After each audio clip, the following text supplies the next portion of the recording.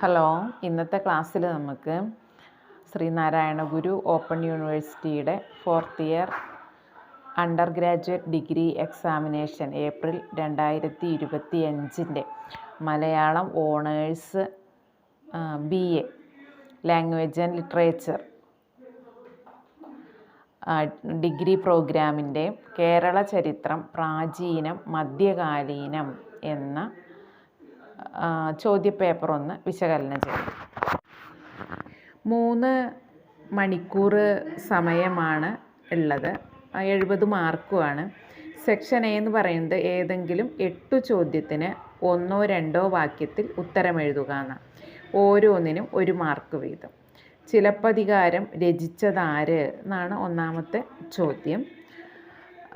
രണ്ടാമത്തെ ചോദ്യം എന്ന് പറയുന്നത് അറബി മലയാള ഭാഷയിൽ രചിക്കപ്പെട്ട ആദ്യത്തെ പാട്ടുകൃതി ഏത് എന്നാണ്. മൂന്നാമത്തെ ചോദ്യം എന്ന് പറയുന്നത് പ്രച്ഛന്ന ബുദ്ധൻ എന്നറിയപ്പെടുന്നത് ആര്.